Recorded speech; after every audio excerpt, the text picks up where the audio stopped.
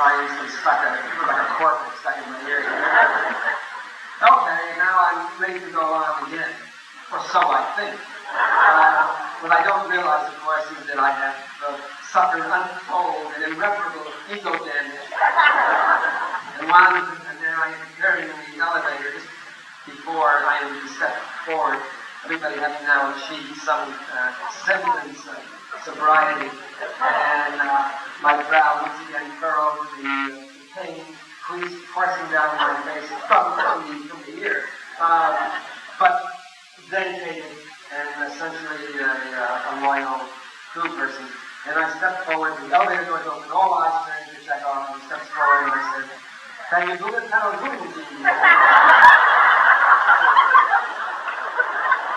one word that I have. There's Admiral Kirk rolling up the head. It's not tears running down his head.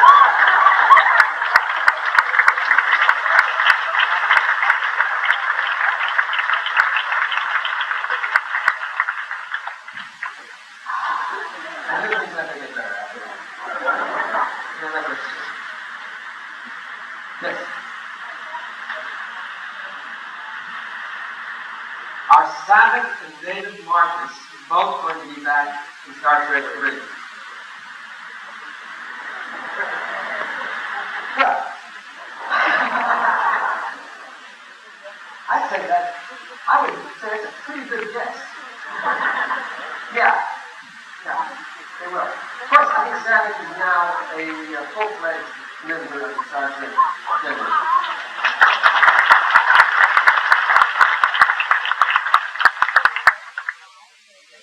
Yeah.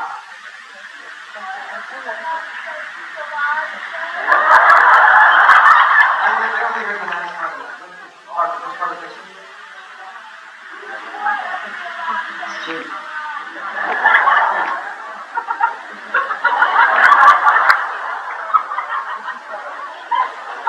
He had a funny line that he wanted to, the Boris wanted to lose, and he offered it, and it was turned down after the not so bushy whatever. Yeah, right, that.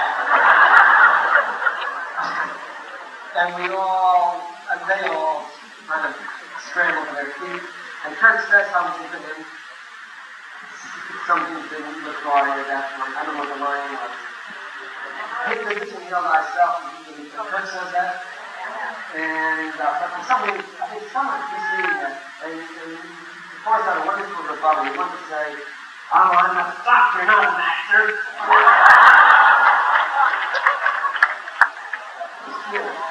But as whoever is going to say he's a lion, there are a few funny lines, very funny lines in Star Trek 3. In fact, some of them are kind of in-jokes, which you, of course, all get as astute as you all are.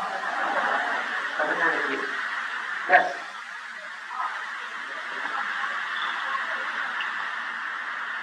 No. There was a time when they were talking about possibly going to Hawaii. But I guess that has been discarded. So it will all be shot once again in the studio. I have never worked on a Star Trek anywhere else but a Paramount studio. Inside a soundstage. Even when we did the one show that I was on, the one about the gangsters and the 30s, 20s,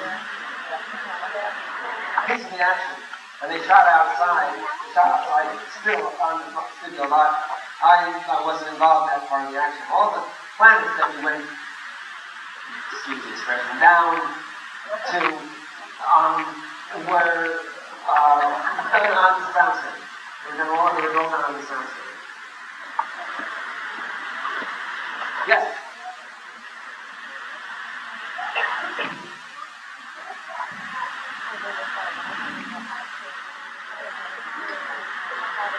Oh, yeah. Back in 1970, the question is about when Gene was the first big Star Trek back. Back in 1970, when you come to all my conventions, so that I'm reminded of these stories, back in 1975, a letter went out to the cast of Star Trek from the King Library saying, "Welcome back aboard the Enterprise. We fly again." Paramount has agreed to a story that I have concocted, and we will be beating the board shortly in production. Well, I say almost everybody received that letter. Your student did not receive that letter. I only found out about this. I was in conversation with George, and George was there on the phone, and he mentioned it, and I said, I didn't receive any letter. And he said, well, it was just a kind of mistake. So I called Michelle, and he said that she had indeed received a letter, and it must be some mistake that I hadn't received such a missive. I then called Jimmy, now my fingers trembling, and was again informed that he had received a letter like that as well. And at that point, I called the studio, and of course, Gene was out there, and you got to know something like this. It's terribly essential. That party is never available. Susan Zachary, executive secretary, told me, yeah, the letters were sent out, and if we didn't receive it, it must be some kind of mistake. There's nothing to worry about. I believe in the attitude even paranoids have enemies.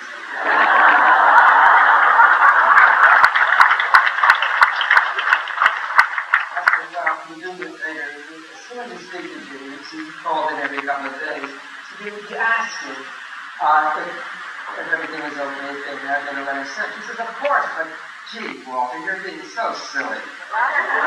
All right, a few days passed, she called, and she said, I told you there was nothing to worry about. I said, really? What did Jane say? He said, well, he'll get in touch with you when he gets back. That didn't sound like reassurance to me. And sure enough, a few days later, Jane called and said, well, no, it was not a mistake. The reason why I haven't sent you the letter is because the story that I'm writing would take place 3 years before the 5-year mission. Bearing in mind that you were playing a character when you were 9 years younger than to begin with, and that it is now 7 years later, and this story takes place 3 years before the 5-year mission, we're talking about asking you to play a character who you are 18 years older than, and didn't feel it was possible. And I said, well, you can certainly see that. I'm not terribly happy about it, but it makes a kind of sense. He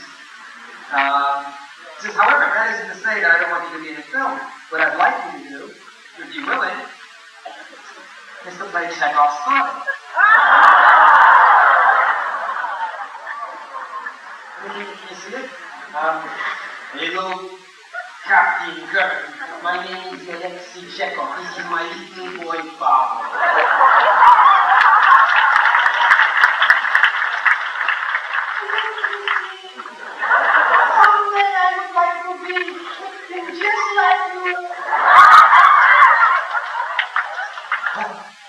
You're a good boy.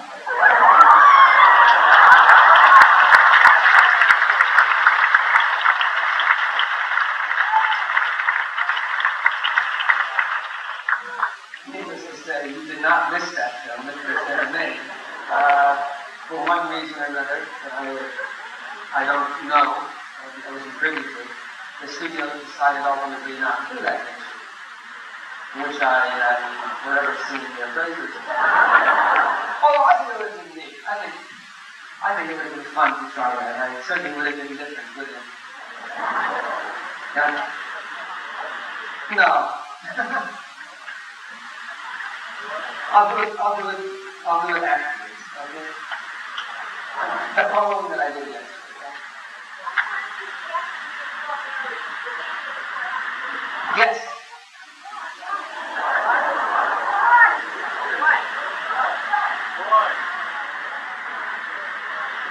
My son Josh is doing very well. He just won 3 awards at his school for Best Actor, Most Creative Actor, and Best Actor in a Play. He's won a scholarship to perform in a musical this summer.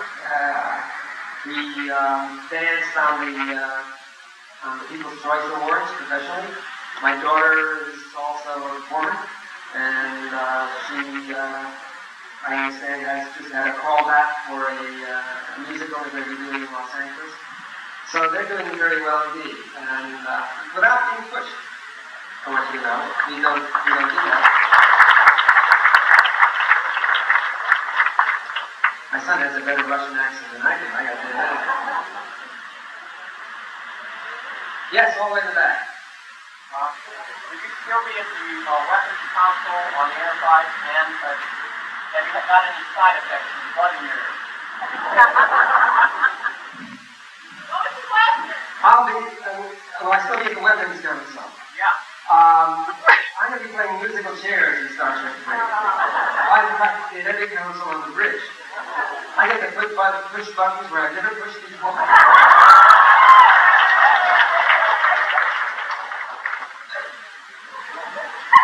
Yes. Did he ever put you in the captain's chair? No. I did sit in the captain's chair in Star Trek 1. We never got to see it. Because the scene that followed that, or that was contiguous with that, was a scene where Kirk goes out. Yeah, when he goes out to get Spock, I knew the name. I have to get that fella. He gives me a chair.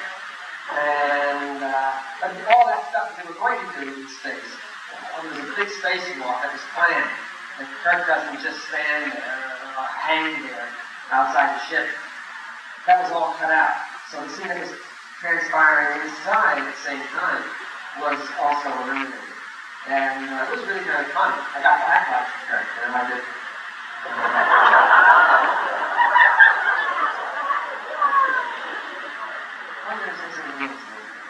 Oh, the next time you ever get another chance to see the Star Trek motion picture as it was shown on television, you must look very, very closely.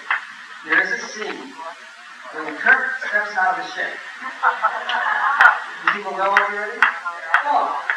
You can see part of the sound stage. What they were going to do was they were going to man in a sky, a space sky above it. I'm talking about the top half of the picture. I think of the top half of the picture, or a small corner of the picture at the top. But because they never used the scene, they never bothered to man it in. So if you look closely, you can see parts of catwalks and some of the lights. Pretty interesting, I think. Yeah. Whenever you try to get hit by fire or something like this, what's your watch? Are you able to run back and forth to the edge of the roof? Are we people running back and forth? Oh, like you flop around and fall. Of course we flop around. We're good people. Yeah, we bounce around, they move the camera around. They don't move the set around. They don't have this set on some kind of hydraulic system where they can move it back and forth. Yeah.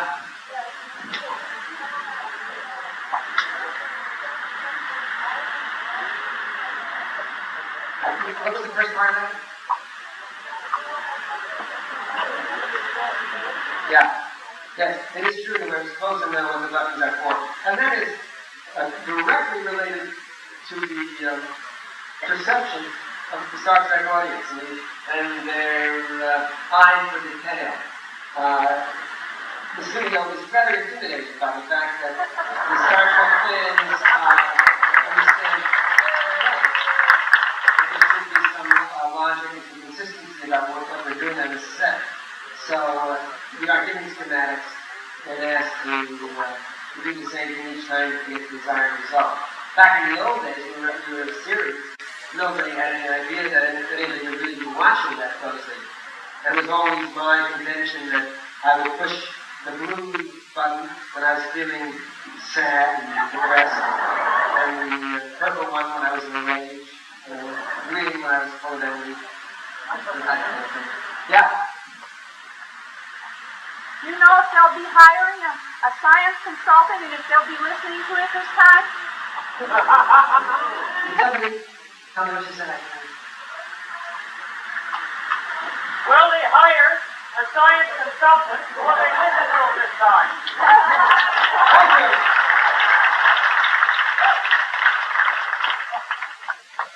they hired a science consultant the last time. It was very funny. That's a very funny little story too, because I saw this man on the set several days at a time, and he sort of sidled up to me one day and said, "Well, how do you like doing it?" Oh, I said, "Well, I like to find it straight fun." I said, "Between you and me," I said, "I think there are certain inconsistencies that might not be totally palatable to the audience in certain light way." And I said, "Well, that the fact that we couldn't register any light readings from the other show, we're lying."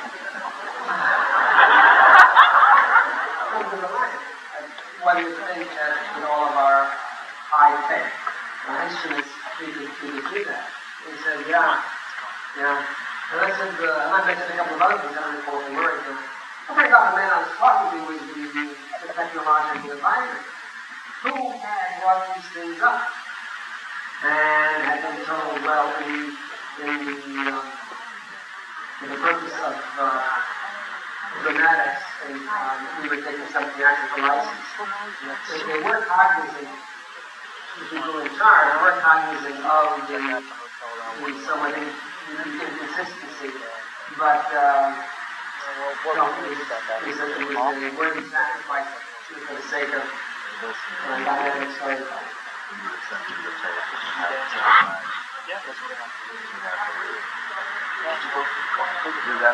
Good question. Star Trek Regency after Star Trek 2 or during the making or before Star Trek 2? No, I'm quite sure it was conceived after Star Trek 3.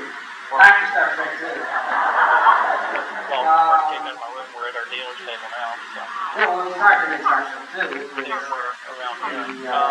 the last song for Mr. Spock. Certainly, the intention was that Mr. Spock would not be back. And no, I didn't say that. I didn't say that. What I was saying was that what I'm trying to say is that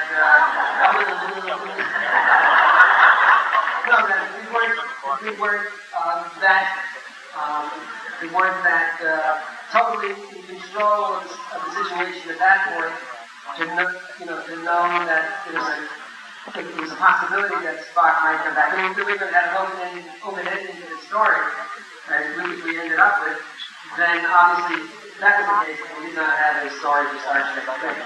The idea of leaving the story somewhat open at the end was a situation that involved after we began shooting. It was not part of the master plan to begin with. Copy. Yes, I can. I can't hear you.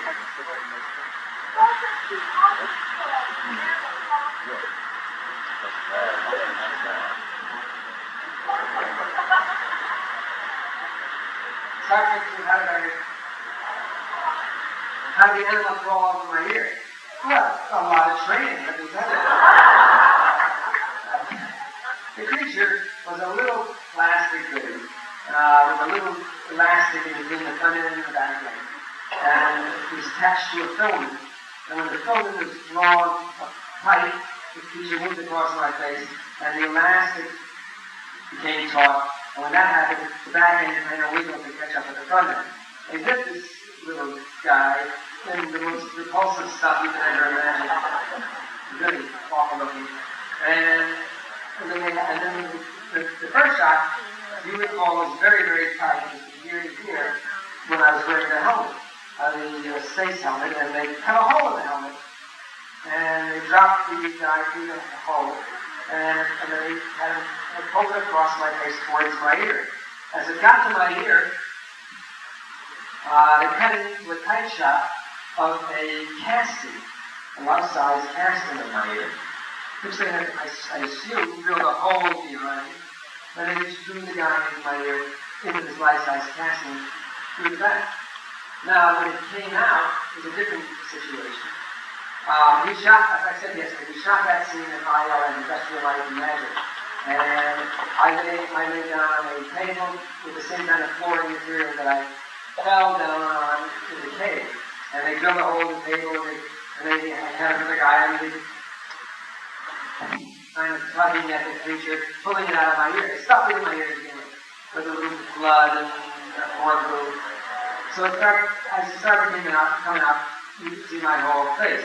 When it actually emerged in all its grotesquerie, it was at that point a 9-inch model sculpture of my ear, with a larger orifice. And what emerged was a hand puppet, a finger puppet. One of the guys, I-11, was working. That's how it made his jaws move. So that was really the whole situation, the whole setup. Yeah?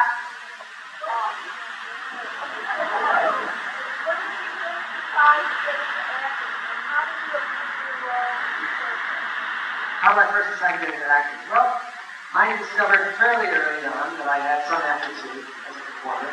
I was one of those, very shy kids who, classic situation, who had problems relating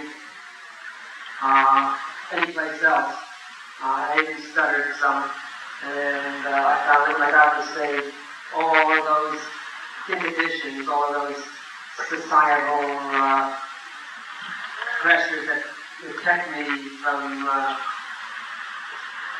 expressing myself were no longer viable, or no longer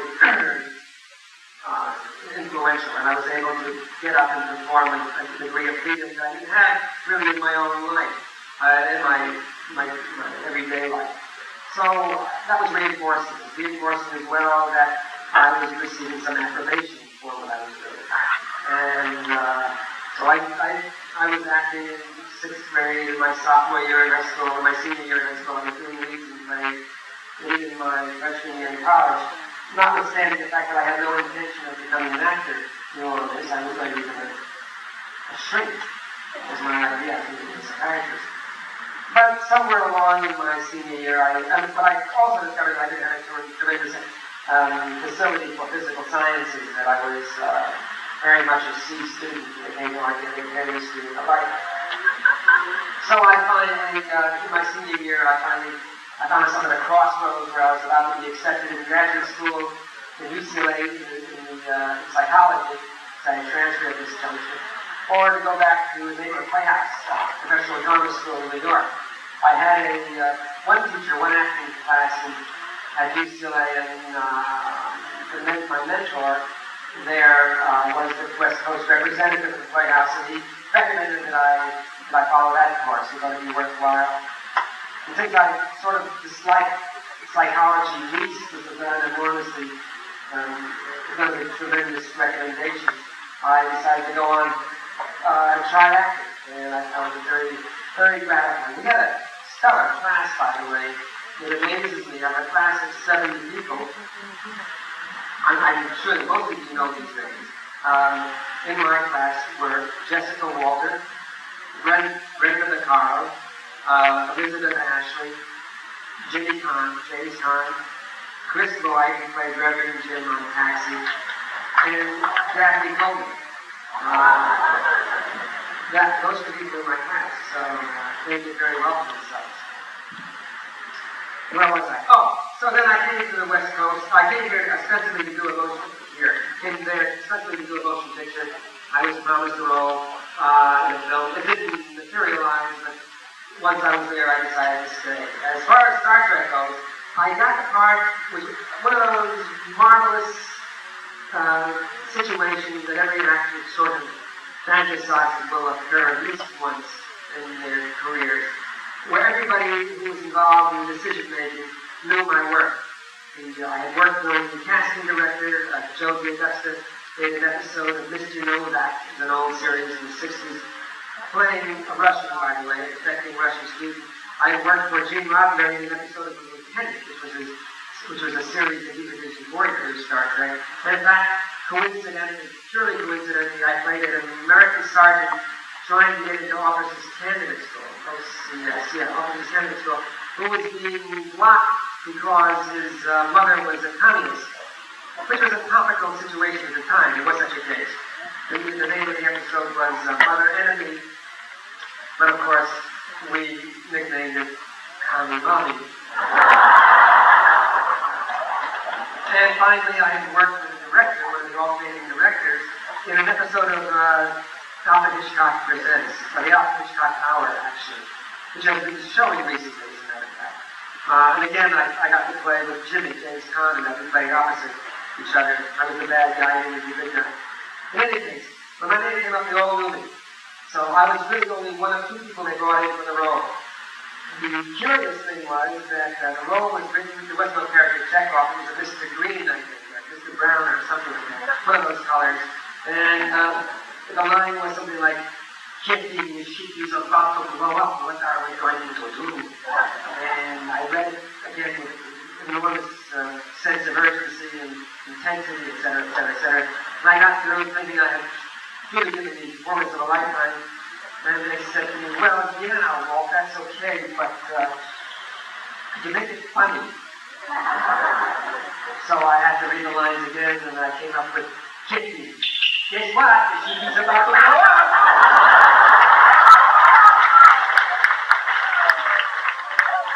That was reading that got me the fire. Now,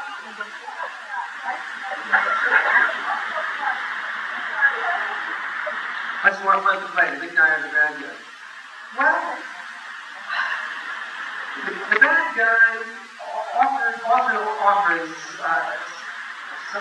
not necessarily, not every time, but offers sometimes an excessive personality. An excessive personality suggests an elaborate, could lead to an elaborate, complicated, complex performance. And that is, of course, great fun. You're playing the good guy, you're playing pretty much the prototype American hero, which I've really never done. But if I would imagine, it could be two-dimensional. It could be pretty much, because at that point you're restricted. You are representing the good guy, and you have to personify certain qualities. Frequently, those kinds of roles are written as cardboard cutouts.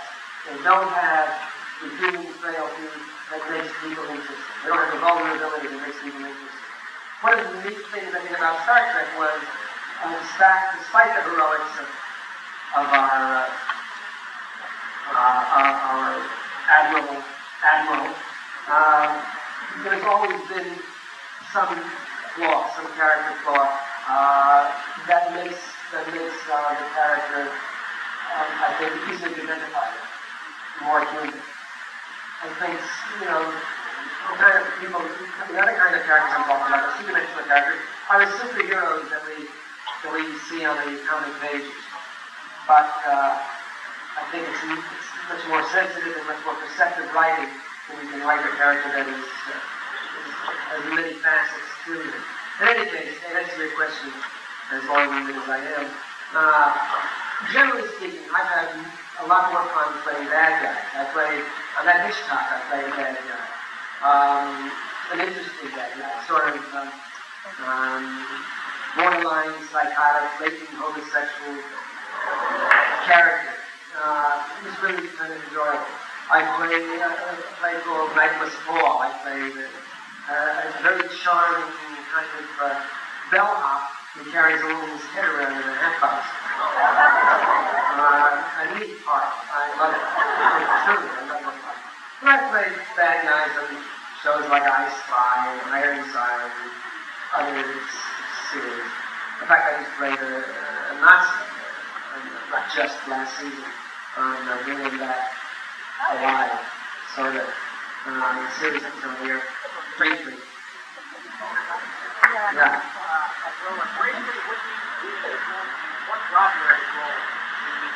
What was the first part of that?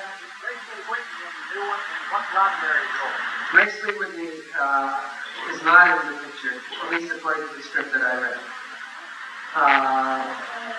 James role in that again was an executive consultant. It was the same title he had on the last show.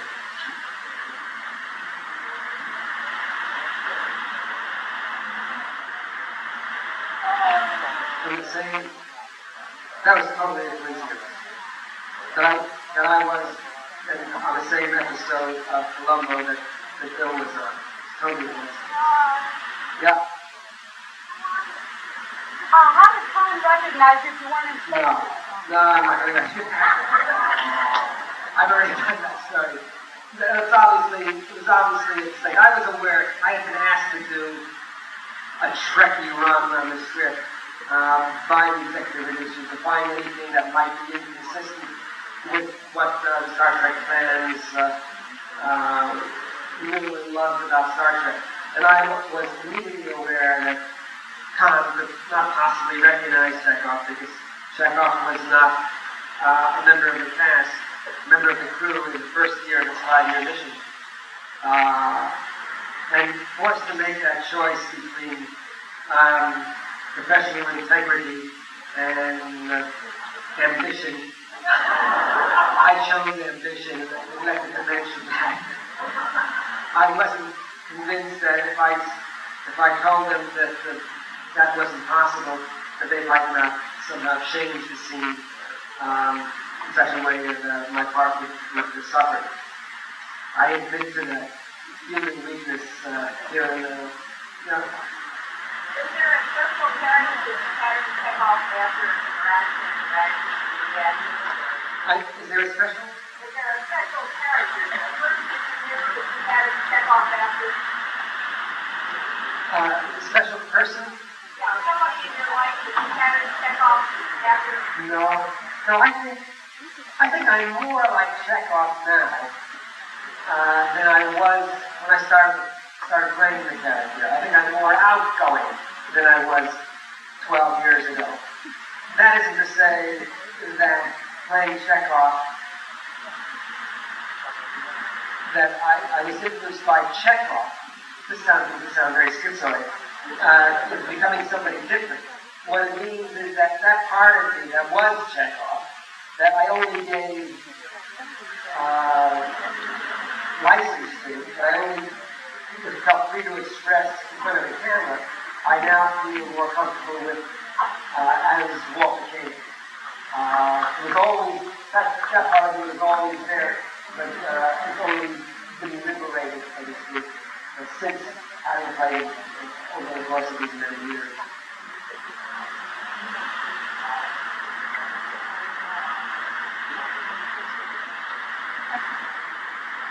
The question regards a novel that I was working on when I was in Joplin in 1978. I believe that was a novel. I tried a couple of novels, either of which came to fruition. The first one, I received a lot of acclamations and reinforcements from my agent, my literary agent in New York, who told me we had a surefire winner.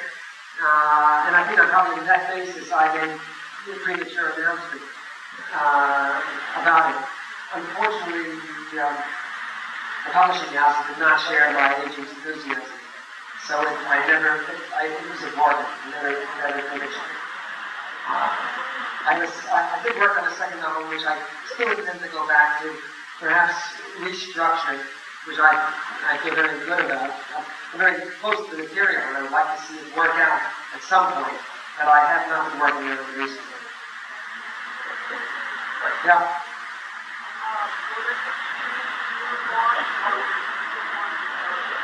Will it be a new what? Uniform. That one I can answer. The uniforms in Star Trek 3 will be the same as in Star Trek 2.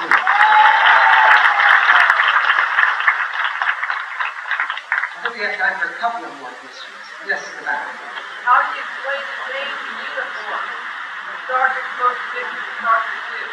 Oh, I think I've already answered that in a way by saying that there is no logical way to explain that.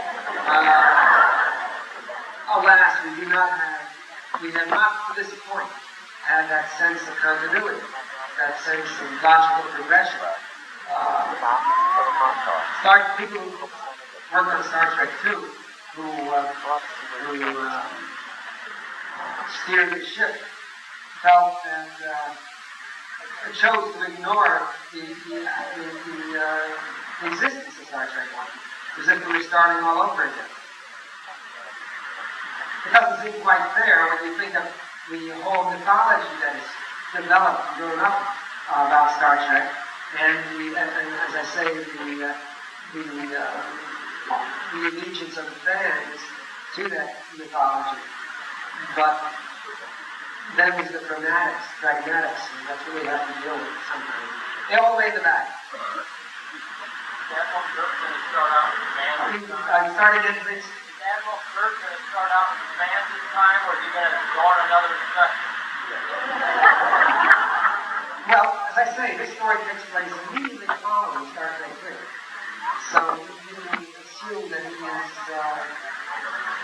he is where he was at the end of Star Trek 3.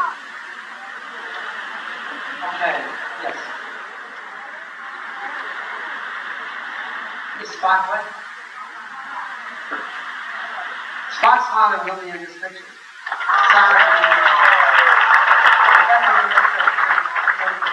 not a huge role, but it's a very choice part. It's a very juicy role. I envy the role. I think you're going to be seeing Mark Rennie for a lot of conventions in the next 18 months. Okay, I think we're coming to the end here. I thought perhaps, I'm sometimes asked, I thought that I would end with this particular story. I'm often asked, and I'm surprised I wasn't asked today, and I'm a little disappointed because it would have made it easier to get into the story if you'd asked me. Oh, thank you. You're going to twist my arm. What is Chekhov's most difficult line to say? And what has been the course of all those years? And I always harken back to that time when we were on the series, and I was sitting in the navigator's position, and we would look out into space. And what we were, of course, actually seeing was not space at all, but the sound stage.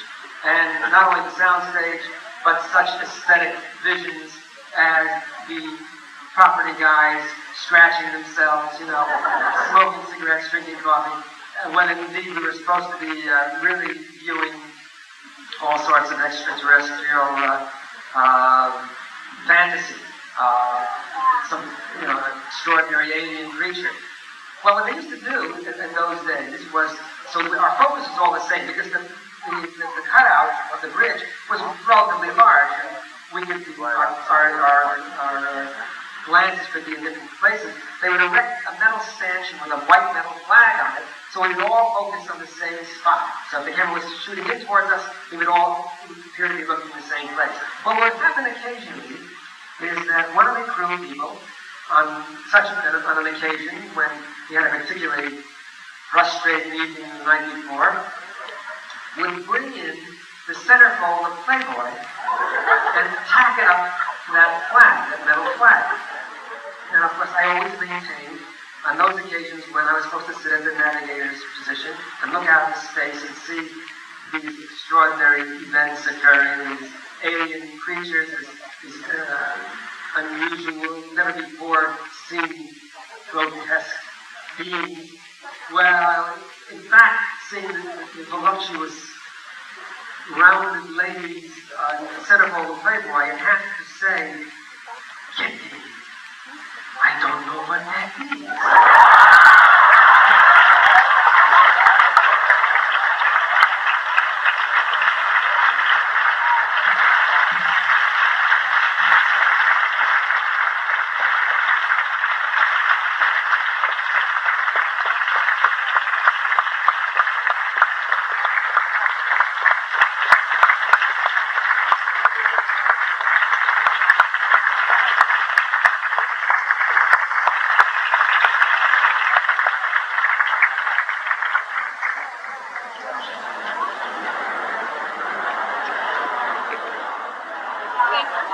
They want it down there now.